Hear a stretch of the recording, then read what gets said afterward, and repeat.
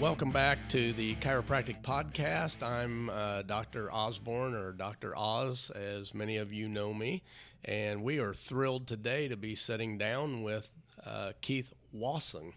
And I almost said Dr. Keith Wasson, and because he knows more than most of the doctors I know, and he does have an honorary doctorate degree, so I can call him that if I want. But we're thrilled to have you with us today, Keith. Thank you for joining us. And I just wanted to start out, like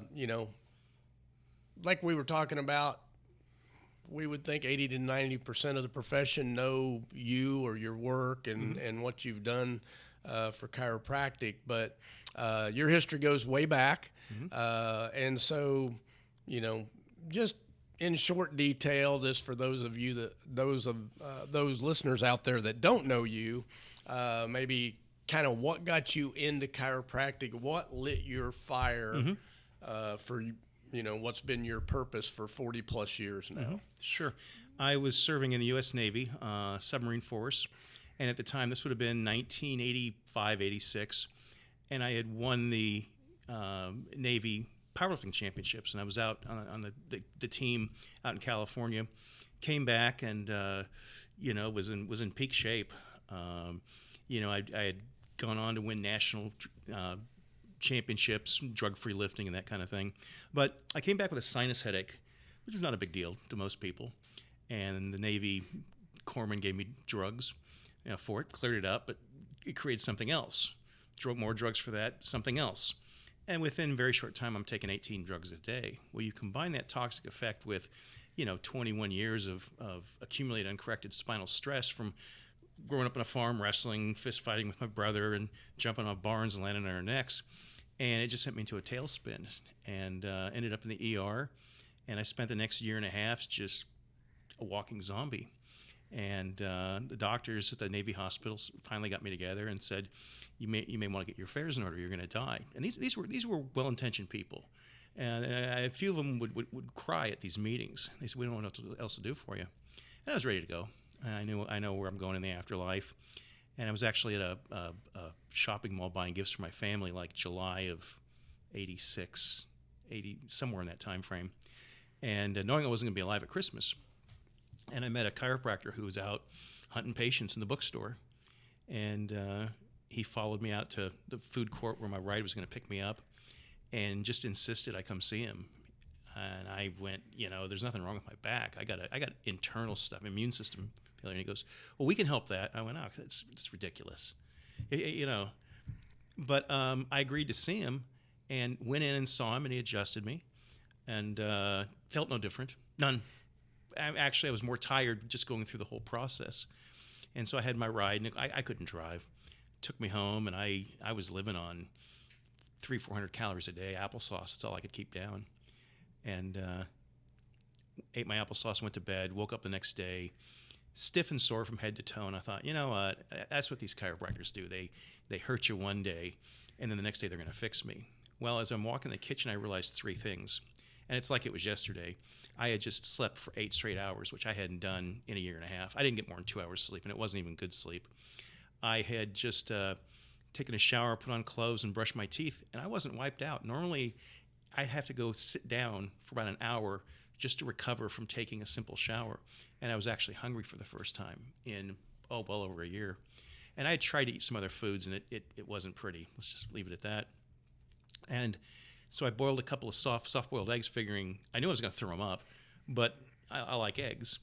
And downed them and got my little red Mr. Vomit bucket, as my roommates would call it, and sat in a chair waiting to throw up, and nothing. I went, well, that's interesting. The only thing that's changed, that's improved my life in the last year and a half, was a single chiropractic adjustment. So I went back, and I kept going back. And it wasn't like the hand of God came down, all of a sudden I was miraculously healed, but every day, lifestyle and activities of daily living got a little bit better. I could walk a little further. I could eat sliced tomatoes. Within 2 weeks, I'm driving my truck, which I hadn't driven, in a year and a half. Within 4 weeks, I had put my uniform. I was putting weight back on. Skin was clearing up because I looked rough. And showed up for duty back at my old station. They thought they were coming to my funeral. And fast forward, I ended up full recovery and actually became a better athlete, almost world class, at that point.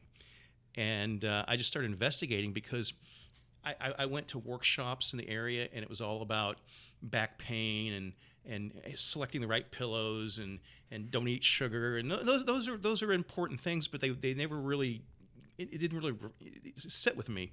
And all the brochures in the office were all sciatica and things like that. And I went, okay, that's fine, but where's the immune system stuff? Because my immune system definitely responded, and I started researching it. And there wasn't a whole lot back then. We didn't have the internet.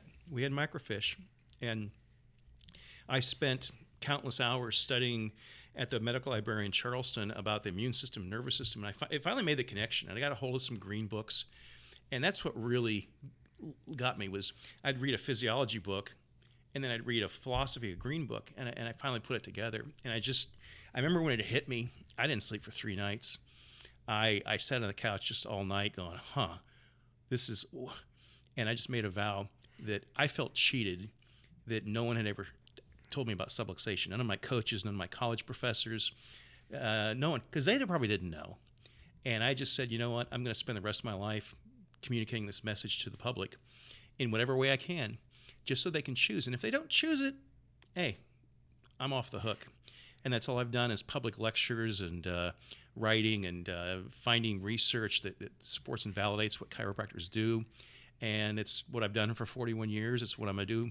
I don't know if I have another 40 in me, but at least another 20. And love to take my last breath is right at the end of a chiropractic public lecture, which would be a fun story. But that's the little bit longer than my short story of how I got into it and why. And I'll tell you, the reason I stay is not me.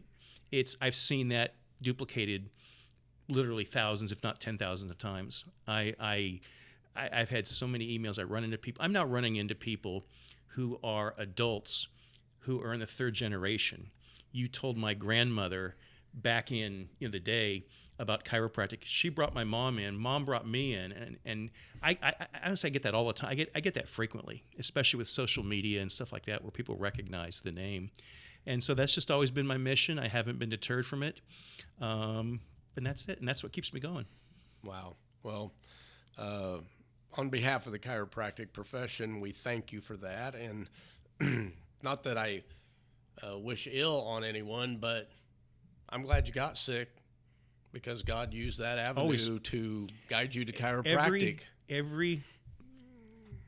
Every bad or negative thing from a human standpoint that ever had happened in my life turned into something good that outweighed the bad by tenfold. Yeah. Every single one. Yep, absolutely. Well, so happy that we do have you in the chiropractic profession, and I know you recently went through another kind of health challenge. How much you want to talk about that, I don't know, but I'll do it really quick. Black mold involvement and all that. I was crazy exposed stuff. to black mold, toxic, deadly levels. Should have killed me. I spent 9 months in the ER. I was completely incapacitated. Middle daughter found me unresponsive. Took me to the hospital, and I remember the doctors, he goes, "You're one tough old bird." He goes, this would have killed any normal man. And he goes, "And you wouldn't have had much longer. You'd had another week tops." And in the hospital, and they did a great job, which is what medicine does, emergency trauma care. They saved my life, and they were absolute top notch. And then I had, and still am in a sense, rehabbing and just waiting on some other procedures on my abdomen, because that's where most of the black mold sort of collected. And been undeterred. I mean, it slowed me down a little bit, but you work around it, Yeah, absolutely. Well, I know you've been at this 40 plus years, and we're glad to have you back and still around and still doing what you do. And it is really needed in chiropractic. And, me being in chiropractic for 36 years, 37 years now. Of course, I've seen changes along the way. You've been even longer than that you've been involved with it. And obviously, we've had a lot of changes on how to get information and that. You were talking earlier about you had to try to get microfiche and dig stuff out about chiropractic, and there just wasn't a lot there when you started developing this. Well, now everything's at the fingertips of everyone, right? And the information is out there. But, you know, we've obviously seen changes in the profession over that time period. Anything that really sticks out to you about how the profession has changed, or our education, or just the overall, you know, thought processes on chiropractic and what it does? What's your take on that? I'd kind of a two-part answer. Back when I got started, those chiropractors who were devoted to subluxation correction as their primary thing, and I have no problem, and actually applaud doing other things along with that if necessary to overcome limitation of matter. But the people who were adamant about that, you used to call them the super straights and stuff like that, and they're all my friends, but they were a small isolated group. Most of the people were you know, back and pain and stuff like that, and headaches and things like that. And I've seen a huge number of those doctors who now at least embrace subluxation in part and understand the role it plays in systemic health. And there's more research than ever has been, and it's incredible research. If there's a disconnect, it's they don't always know how to communicate that research. And let's face it, research, it's written by academics, guys and gals with 2 or 3 PhDs who are trying to impress other 2 or 3 PhDs. And even a typical smart doctor like yourself looks at it and goes, I don't know what they're saying here, or I don't even want to take the time to learn, you know. Right. Let alone a layperson. And so part of my work is taking that, breaking it down. I read and retain extremely fast. I mean, I was tested as a kid, you know, I'm off the charts, so I can go through that really quick, and then break it down into a layman's, as Dr. Mark Swerdlick says, a mentally digestible format where people can read it and go, okay, I see what he's saying there. I've also seen in my chiropractic lifetime a huge number of doctors embrace the immune system. And I know when I started writing about it, late 80s, I was widely criticized. And of course, we learned so much about it from AIDS research, and we've learned about it through COVID. So I would say the majority of the profession actually embraces the role of chiropractic in systemic health, and especially the immune system. But now we're even getting into mental health and, you know, brainstem and stuff like that. Again, they just don't know how to present it. They don't know how to market it, how to communicate it. You know, that's the changes I've seen. Right. And yeah, and you talked about, you know, changes over time, and I've seen it in myself. I originally came out of Palmer College, and I would have been considered one of those super straights, except for the fact that I use an activator. So some of the super straights thought I was a mixer. But anyways, that's all been in chiropractic forever, right? Yeah. But I was, you know, very, I'm only adjusting people, and, you know, that's what I do. And if they get well, they're going to know it was the adjustment, that type of thing. And that was just my attitude, until I was attacked by Lyme disease. Yeah. And I know. Then it took, you know, and I had access to the greatest chiropractors in the world, and all the access I needed. It wasn't limited, and I was like you. I thought I was dying, and until we found out what was going on, and then another natural healthcare practitioner found it and said, hey, we need to start doing some of this nutritional stuff and homeopathy and some things like that. And that brought me back around. Yeah. And of course, getting adjusted all that time, but that really changed my perception on, hey, you know what? There's some other things that can really accentuate what we do. You know, it's great. We can adjust them till the cows come home. But if, you know, their nutrition and toxicity levels are like that, it doesn't matter how good my adjustment is. It's one of those where, to me, all healthcare is about overcoming limitation of matter. Let's use toxicity as an example. And, BJ wrote about, nothing wrong with, hygiene in food, nutrition, but he kind of warned away from getting too involved. I don't think BJ in his wisdom ever could imagine the toxicity we have in food, in our water supplies, in our electrical. I just think he could have been. I don't think anybody could have. No. And it's there. And I know I had several chiropractors when I went in the hospital, and you saw the pictures, who sent me messages saying, "You're a sellout. You're a hypocrite. You should have just gotten adjusted." There's nothing you can say to that. There's nothing you can say to that. No, exactly. And it is something in the profession, but I think in whole that I think we're getting less and less trained on subluxation, and some of the schools not even talking about Correct. it or saying it doesn't exist and things like that. But I think that is pushing us in the direction of a more whole health model that the doctor of chiropractic can help with. And, we've even got a nutrition department in my clinic now. And when I first started, I thought, people would say, "Should I take a vitamin?" And I'd say yes. And they'd say, "What kind?" And I said, "A good one." Yeah. That was not my expertise. Yeah. Now I knew another chiropractor that was expert in nutrition, so I'd say, "Well, if you need your atlas adjusted, you come see me. If you need nutrition, you go see this doctor," and that type of thing. So, but incorporating that in our clinic, I just see that we're able to help a lot more people and help keep those people out of the medical system. And again, I'm not anti-medical. They have their place. If if I get my arm cut off, then take me to them. That's where they shine. Sure. They're brilliant at it. Yep. But they do not promote health, and so I think anything we can do along with chiropractic with the adjustment to promote health and help give innate intelligence everything it needs to be able to do what God designed it to do in our bodies is really the key to moving forward with that. I didn't talk about it earlier.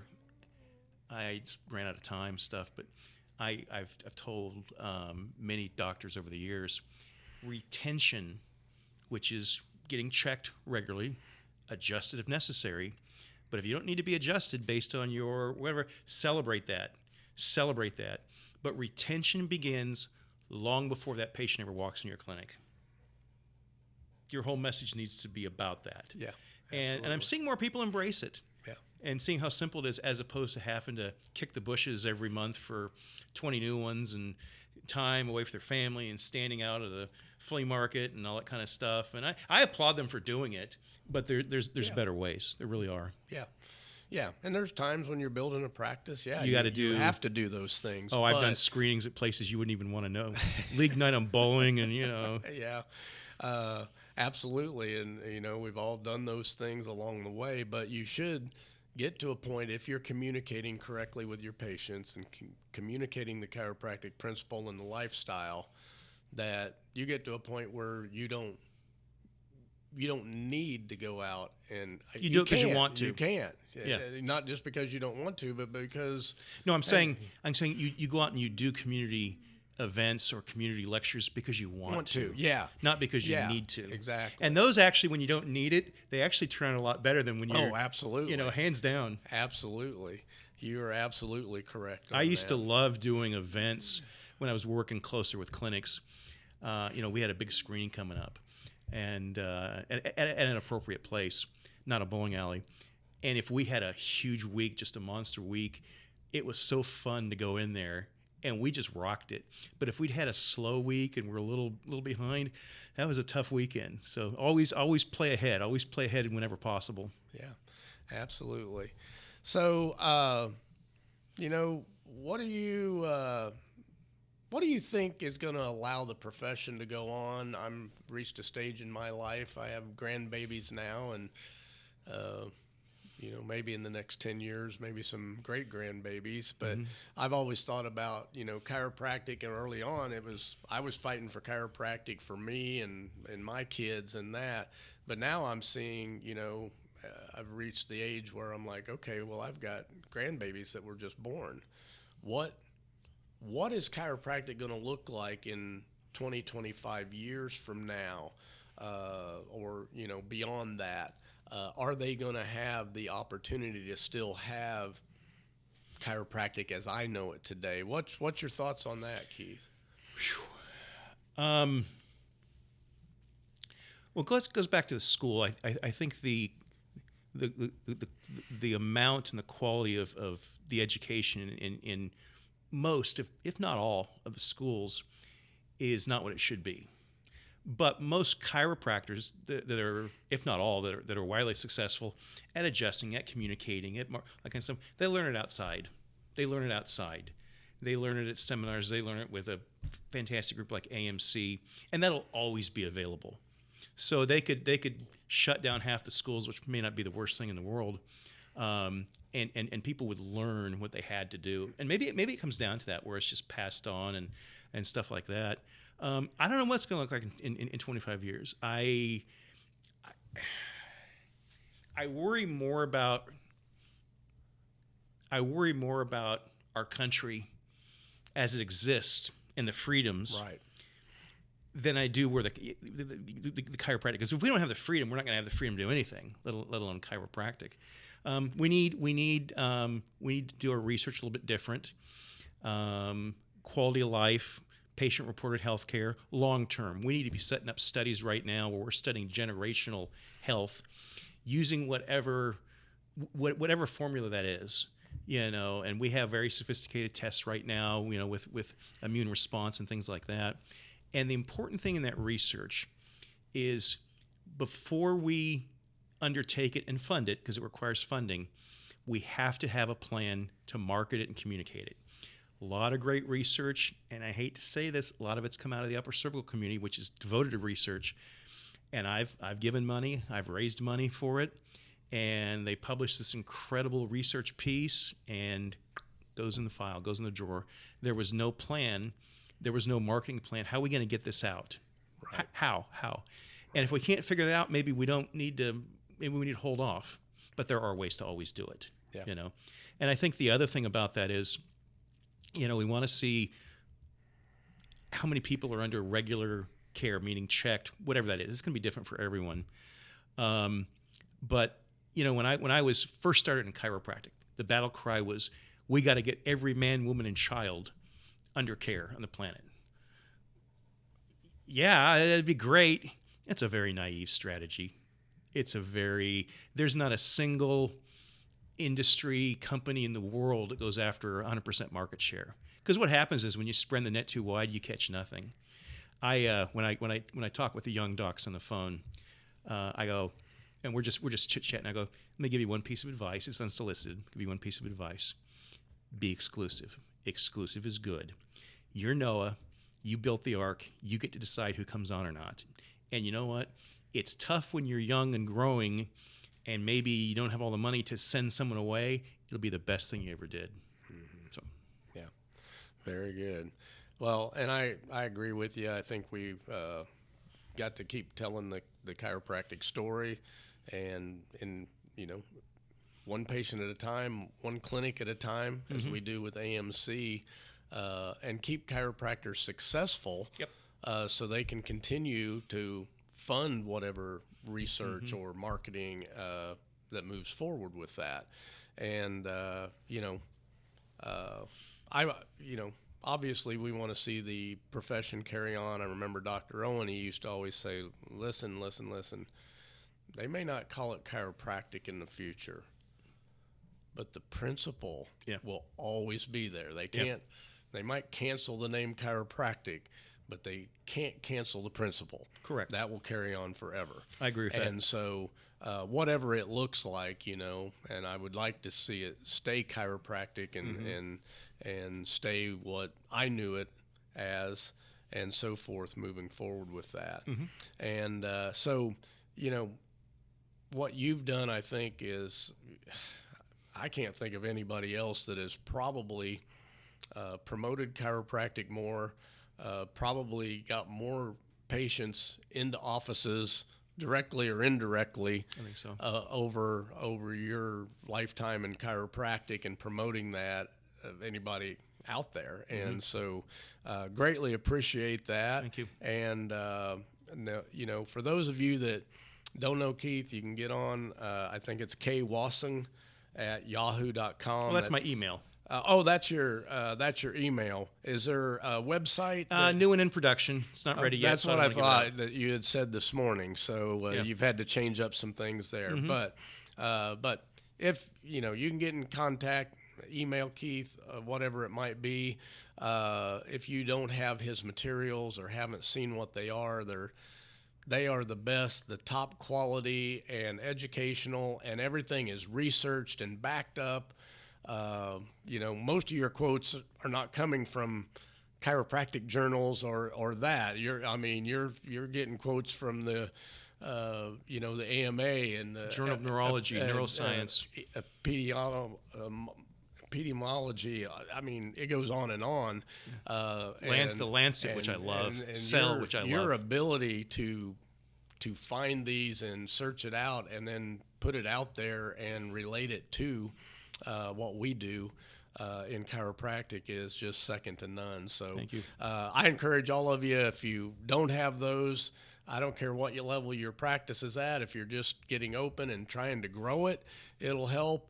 And then if you've got a stable practice, you've got that referral practice, it just builds that whole culture of your practice of what it's about and getting people to be, on your team, if you will, on your mission.